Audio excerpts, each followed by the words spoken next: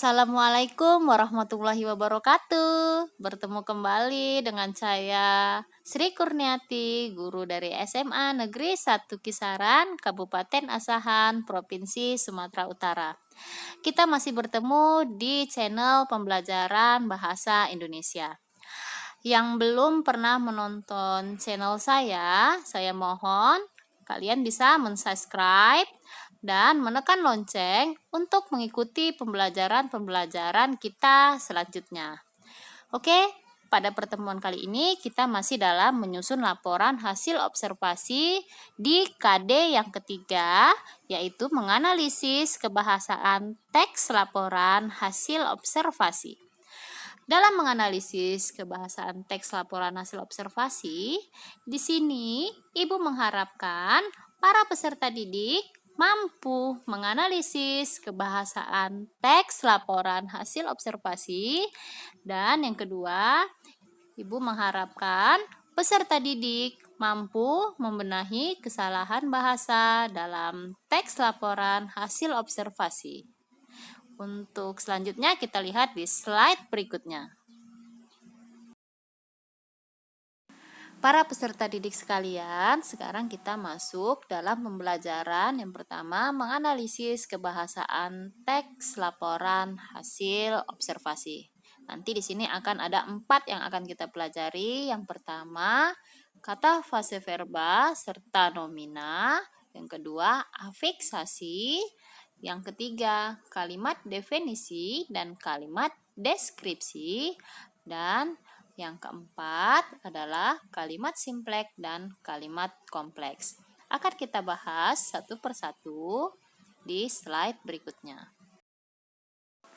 Jenis kata dan kelompok kata yang lebih dominan biasa digunakan dalam sebuah teks laporan hasil observasi adalah verba dan nominal. Perlu diketahui, verba adalah kata kerja, nomina adalah kata benda, sedangkan kata dan frasa itu artinya berbeda. Kita lihat di slide, kata adalah satuan bahasa terkecil yang bersifat bebas, sedangkan frasa adalah unsur yang lebih luas, yaitu kelompok kata yang hanya menduduki satu fungsi dalam sebuah kalimat. Ingat, frasa hanya menduduki satu fungsi, misalnya satu fungsi predikat, atau satu fungsi subjek, atau satu fungsi keterangan. Ini ada sebuah contoh yang akan Ibu paparkan, yaitu contohnya nomina, contohnya wayang, verba, contohnya bekerja, frasa nomina, kita buat contohnya wayang orang, sedangkan frasa verba, Ibu buatkan contohnya di sana adalah bekerja keras. Jadi, frasa nomina itu yang pertama menduduki subjek, frasa verba menduduki predikat, contohnya itu. Jadi, nampak semua ya para peserta didik sekalian. Yang kedua adalah afiksasi. Perlu peserta didik ketahui dan diingat bahwa sebuah kata dalam teks dapat berupa kata dasar atau kata turunan. Kata turunan terbentuk melalui afiksasi. Afiksasi itu adalah proses pengimbuhan. Kita lihat pada slide kita, Ibu buatkan beberapa contoh dari proses pengimbuhan. Yang pertama, kata berimbuhan disebut, itu termasuk jenis verba. Dari imbuhannya di, kata dasarnya sebut. Sedangkan yang kedua, kata berimbuhan menakutkan, termasuk jenis verba. Imbuhannya menasal n, akhiran kan. Kata dasarnya takut. Sampai ke 10 kamu baca nanti ada kemampuan, getaran, menyusui, berasal, mengisap, menggigit, gigitan, dan penelitian. Melihat penelitian termasuk ke jenis nomina, imbuhannya penasal n, akhiran an, kata dasar teliti. Yang ketiga, kalimat definisi dan kalimat deskripsi. Sini Ibu akan paparkan satu persatu. Kalimat definisi adalah kalimat yang menggunakan verba definitif, yaitu menggunakan kalimat definisi. Definisi contohnya adalah merupakan.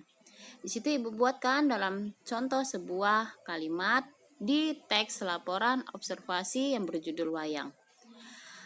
Wayang adalah seni pertunjukan yang ditetapkan sebagai warisan budaya Indonesia. Wayang golek adalah wayang yang menggunakan boneka kayu.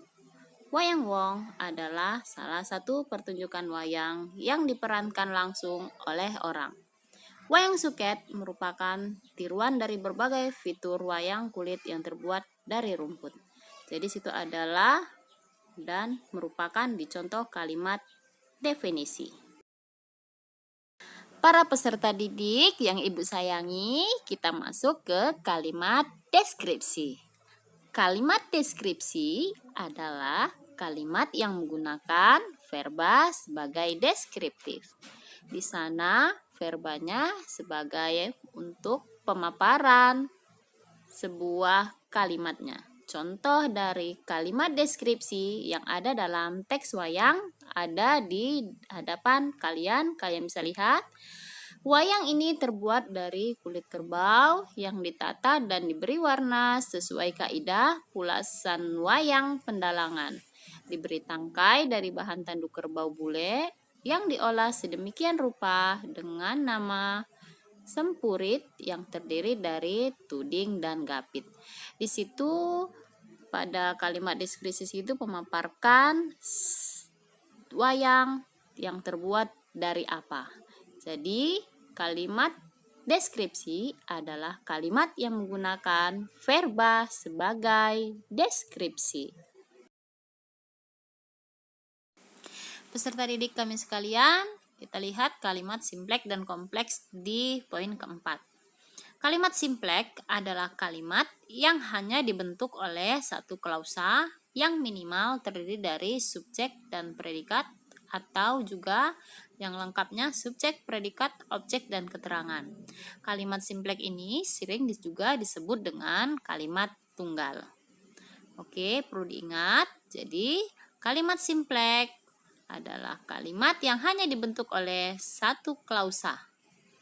Sekarang kita masuk yang ke kalimat kompleks. Kalimat kompleks adalah kalimat yang memiliki dua klausa atau lebih, yang juga sering disebut juga dengan kalimat majemuk. Kita berikan contoh dari kalimat simpleks. Kalimat simpleks di sini yang Ibu berikan contoh dari berbagai macam pola. Yang contoh pertama, ada beragam jenis topeng di museum ini. Ada beragam jenis topeng termasuk ke predikat, di museum ini termasuk ke keterangan. Kelelawar merupakan hewan unik. Kelelawar termasuk ke subjek, hewan unik termasuk ke predikat pelengkap. Contoh ketiga, wayang tersebut termasuk subjek, berbentuk termasuk predikat, pipih termasuk objek, dan seperti wayang kulit termasuk ke keterangan. Jadi, perlu diingat, kalimat simpleks adalah kalimat yang terdiri dari satu klausa. Dalam kalimat kompleks atau kalimat majemuk, di sini terdiri dari dua macam. Yang pertama ada kalimat majemuk setara, biasanya ditandai dengan penggunaan konjungsi koordinatif atau setara, sedangkan kalimat majemuk bertingkat biasanya ditandai dengan penggunaan konjungsi subordinatif atau bertingkat. Kita lihat contohnya di sana ada kalimat kompleks setara dengan kata penghubung dan. Lihat, dalam budaya modern wayang berfungsi menghibur dan mendidik. Dan di sana merupakan konjungsi dari setara. Kemudian kelelawar aktif pada malam hari tetapi tidur pada siang hari. Di sana juga memakai kata tetapi. Di situ termasuk ke kalimat majemuk setara. Ada kalimat majemuk bertingkat.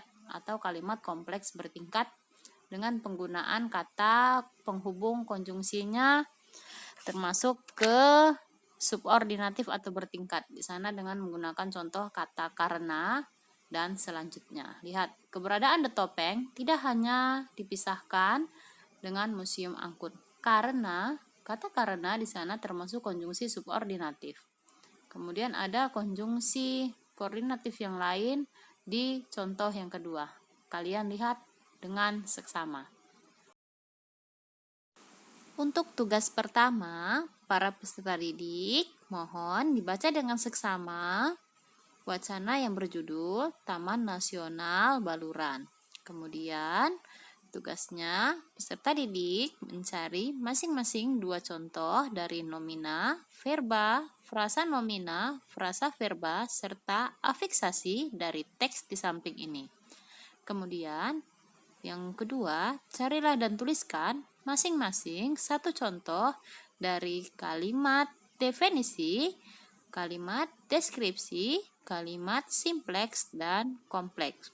Hanya 1 kalimat dari masing-masing kalimat definisi, deskripsi, simpleks, dan kompleks. Oke, masuk kita ke materi yang selanjutnya di slide yang berikut ini. Masuk kita ke indikator yang kedua dari pembelajaran kita kali ini tentang membenahi kesalahan bahasa laporan hasil observasi. Dalam penyusunan sebuah observasi, banyak yang kurang tepat. Akibatnya, definisi yang diberikan pada objek menjadi tidak tepat. Contohnya, lihat di slide kita. Kelelawar adalah binatang malam. Bagaimana menguji apakah sebuah kalimat definisi benar atau salah? Lihat. Apakah kalimat kelelawar adalah binatang malam sama dengan kalimat binatang malam adalah kelelawar? Bandingkan dengan kalimat kelelawar adalah mamalia bersayap yang mencari mangsa di malam hari dan tidur di malam hari. Apakah makna kelelawar adalah mamalia bersayap yang mencari mangsa di malam hari dan tidur di malam hari, sama dengan mamalia bersayap yang mencari mangsa di malam hari dan tidur di malam hari adalah kelelawar. Selain itu, harus memenuhi kebenaran isi dan kesesuaian struktur. Jadi, sebuah teks laporan hasil observasi juga harus memenuhi kaidah bahasa Indonesia yang baku. Dalam membenahi kesalahan bahasa laporan dari hasil observasi, kita juga akan melihat secara khusus bagaimana penulisan huruf kapital dan juga penulisan di dan ke sebagai imbuhan maupun sebagai kata depan. Kita lihat contohnya, ada kalimat yang salah di kolom pertama dan di kolom kedua ada pembenahan. Kolom pertama ada kata atau kalimat sampah di bumi ini akan terus bertambah selama masih ada kegiatan yang dilakukan oleh manusia maupun alam. Lihat penggunaan kata di bumi, sampah di bumi. Di bumi, di itu merupakan kata depan, bukan sebagai imbuhan. Jadi, kalau dia sebagai kata depan atau penunjuk tempat, penulisannya harus dipisah. Jadi sudah kita perbarui atau perbaiki atau kita benahi kalimat tersebut menjadi kalimat yang baik. Begitu juga contoh-contoh yang ada di nomor 2, 3, dan 4. Oke, terima kasih anak didik kami. Semoga kalau kita ingin mempelajari membenahi kesalahan laporan bahasa, kita harus tahu pedoman ejaan yang disempurnakan, kemudian kita harus memahami bagaimana teknik-teknik dalam menulis sebuah laporan hasil observasi. Untuk peserta didik kami lebih paham dalam membenahi kesalahan berbahasa dalam sebuah laporan hasil observasi, di sini Ibu akan memberikan tugas kedua, yaitu kalian akan menganalisis kesalahan bahasa dari wacana yang berjudul sampah. Kamu lihat dari kesalahan EYD-nya. Sampailah kita di penghujung pembelajaran kita dari materi menganalisis kebahasaan teks laporan hasil observasi.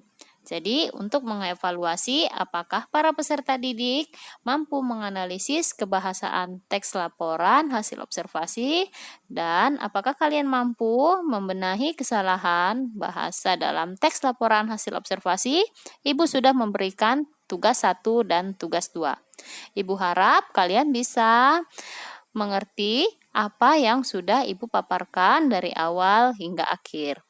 Sampai jumpa di pertemuan kita selanjutnya. Semoga pembelajaran kali ini bisa bermanfaat bagi kita. Dan saya akhiri dengan Assalamualaikum warahmatullahi wabarakatuh.